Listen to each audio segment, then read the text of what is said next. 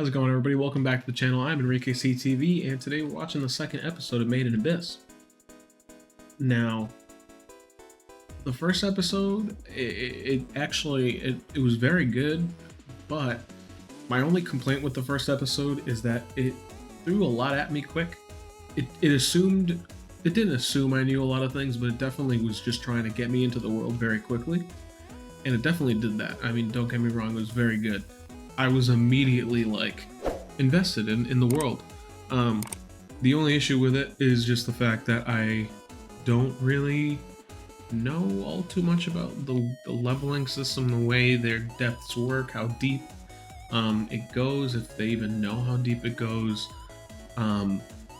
Obviously you got Reg now, Reg and Rico doing their thing, but they have issues because we don't know exactly what they're gonna go and try and do. Whether she's gonna try and use him to go deeper into the depths of the abyss, or whether or not she's gonna leave to try and hide him. You know, it's all very situational, because obviously she needs to try and protect him and protect herself, because it seems like they're very strict. Apart from that, it was the music's beautiful. Everything about it is very, very beautiful. But we did get introduced to danger and blood very quickly. The show did not shy away from showing us that there are real problems that they have to face, even though they're children. They're children, they're little babies that are basically forced into this labor. But yeah, without further ado, let's hop into the episode. Alright, so now we're learning about the star compass that I know that they talked about, but I don't know exactly what else goes on. There she goes.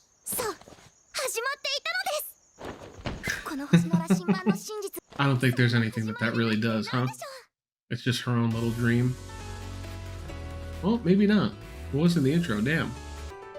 The Resurrection Festival. It seemed like that, so that was the first time we got to see the intro.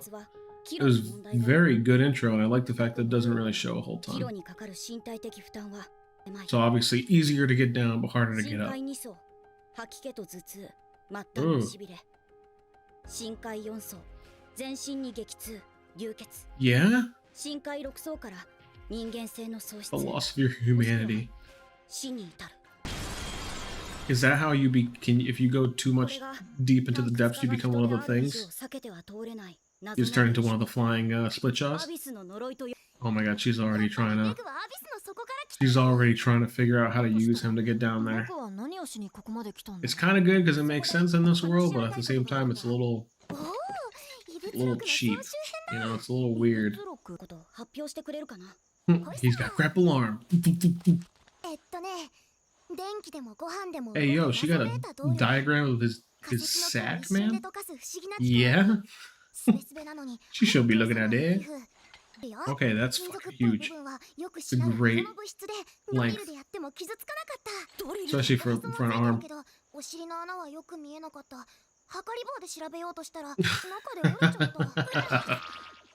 It's still in there? Let's not talk about his dick. Bro was violated. Bro got literally violated by this girl. That's crazy. Oh my god. But the issue is you can't... Yeah, he'll get quickly taken away and concealed. So, they need to not talk about him. Ever. He's not a toy, though. Oh, she had a dog? Huh? They're gonna need to take him with them. Every time. Yeah, they're just making him an orphanage. An orphan, sorry.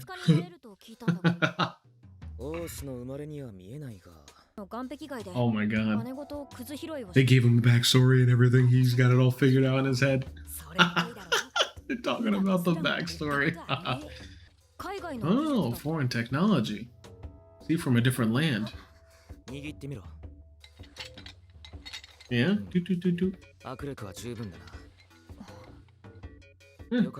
It'll work.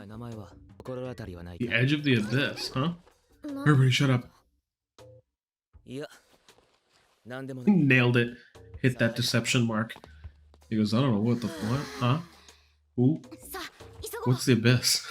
That would just tip him off completely. Yeah. The detailed description of what they deal with going into the abyss and the curse, it makes me worried. It makes me worried for him, for both of them. Get its ass. Get its ass. She's such a spectator. Now, what's weird is obviously, why is she at the orphanage if she's not technically an orphan? Because I mean, she doesn't, they have no idea where her mom is. But, I mean, she's got family right there, right? So, what the fuck? It's weird. I guess it's just like direct family, like mom and dad type deal.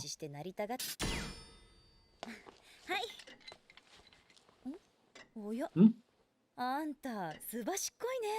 Nobody noticed, it's fine. I'm surprised he didn't just destroy it with his hand. Just... That little one is so fucking cute, dude. Oh my god. Protect it at all costs. Protect the small bean. Not having a depth limit, dude, that just sounds terrible. It just sounds like the worst of times. You'd have to be like a god at swordplay or something to defend yourself every time.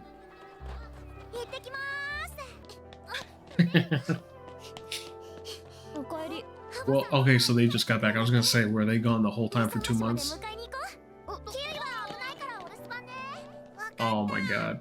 I really hope they don't show up and it's just like that, like, 4th or 5th episode, the 7th episode of Attack on Titan where everybody's just like sad and depressed that like 2 of them came back and 1 came back with like an arm. Uh-oh. Who's Liza? Is that her mom? Yeah, that's gotta be her mom, isn't it?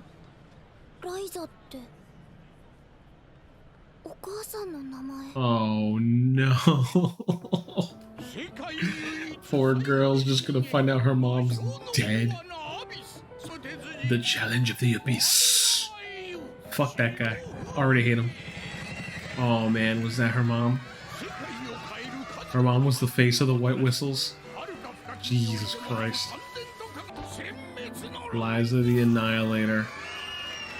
Dude, so cool. Oh my god.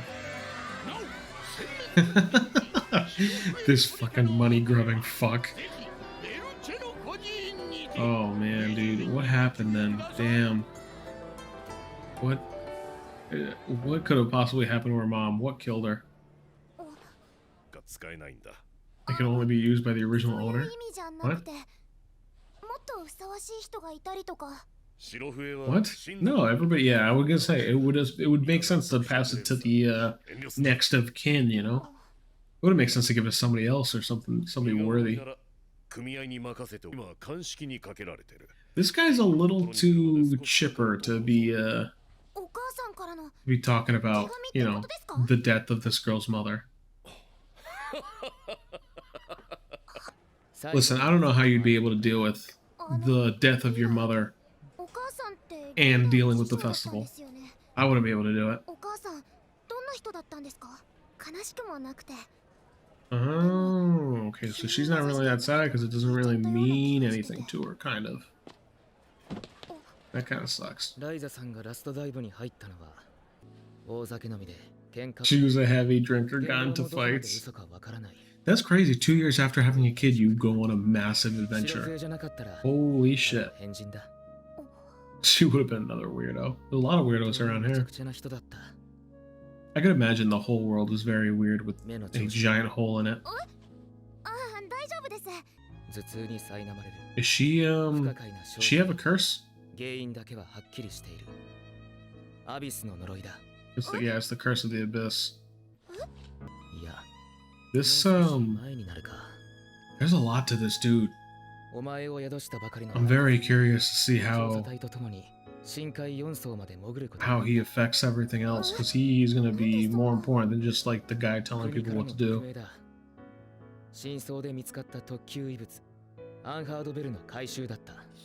So she was pregnant with her when she went down for this raid. So they, yeah. She probably has this curse, or at least more of a connection to the curse because of the fact that she was a, fetus in her mom in the abyss. Yeah. She was born down there. She belongs down there. Her eyesight probably is gonna get better when she's in there. Ooh, that's so cool. They kept her in that to keep her alive? Oh my god.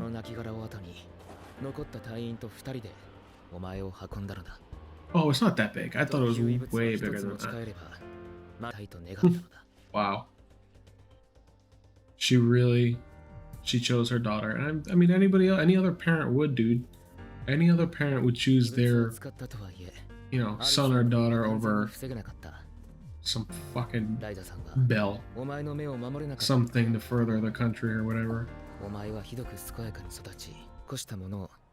You better do something, yeah. That's why that guy's here, to teach this girl that she needs to do some damn thing with her life.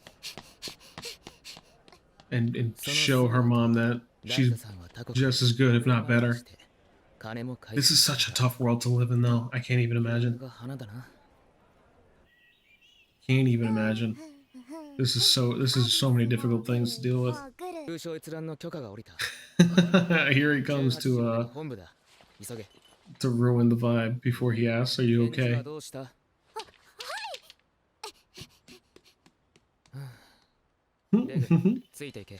Man, I hope it's nothing bad. Oh god. What are these lights that they have? It's very, very weird. Like I said, there's so many things that they're giving me, and it's like setting up a nice base, but nothing is quite explained yet. Nothing is quite concrete. She's showing her all of this. The kid's in there. Greg. His sketch. Oh my god, is this her brother? Like, kind of, not really. What does that say? At the netherworld's bottom? Oh my god, there's more to the piece of paper.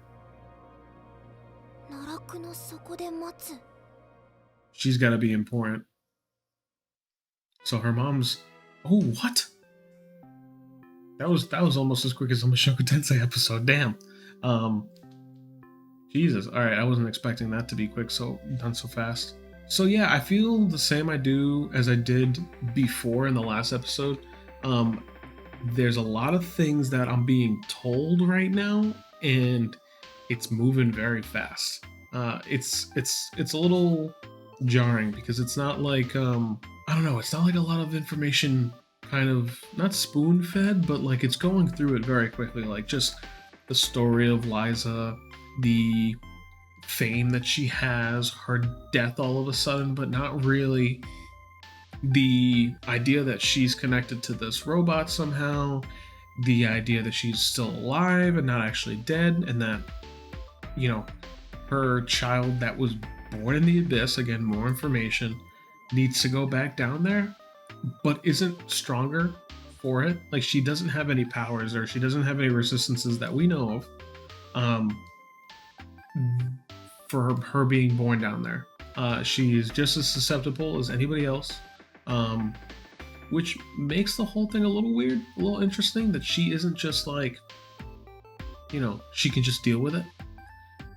So it makes me, I wouldn't say like worried about the whole thing, but it makes me feel as though her character is going to awaken something with her, is going to eventually gain some type of power for it, if not have just something worse inside of her that's keeping her, one, a little sick, and two, not having this ability to use whatever she gained from being born in the abyss. Again, it's very deep. It's setting like this base of information. And honestly, like, I'm gonna have to go back probably between the last couple episodes just to make sure I know what I'm looking at. If not, maybe not. Maybe after the next couple episodes, I'll like figure it out more. But it just feels like everything's moving really quickly. It is, first of all, a beautiful show. I love their little banter with their friends and stuff like that. Feels like it's like the most heavy thing um, when it comes to plot, because obviously you're seeing these kids, you're seeing them like learn from each other, that you're seeing them grow somewhat from each other, and then see their aspirations and all that stuff. The only issue is there's a lot of them that go on this expedition. Um, and we don't know how many returned. It seemed like, I guess, all of them. There was no reporting of deaths. There was nothing like that. Um, but they keep showing those, like, you know, bad things happen down there, and it's like, you wouldn't tell me or show me these things if it's not gonna happen. So again, I said in the last episode, I'm gonna imagine that eventually his kid's gonna come down there and he's gonna come back up with no face. The music is incredible. It sets the tone for how the show feels. There's like this weird sense of curiosity that is like almost a little unsettling. They really convey that feeling of just like the unknown, and obviously the abyss. This just unknown cataclysm that occurred that causes this weird new biome, basically, or set of biomes, this whole different world that is separate from the one that they live in above. And even though they love what they see up top, and they cherish what they have, they're always going to want to know more. And you know what they say, baby, curiosity kills a cat. It just feels like they're bound to not die, but not find what they're looking for. It definitely feels like the abyss is not just like a setting, it is a character. It is this thing that is actively trying to get them away from it. But there's relics underneath, and it's kind of greed that's forcing them in. Not just greed from the curiosity they face within themselves, but also within the government. What the leader had told Rico was the fact that her mom chose her over a relic, over a special grade relic, the Unheard Bell, which would have kept the government going and Squad's morale up. So what confuses me about that, obviously, again, more information that I'm trying to gather, trying to understand how it fits.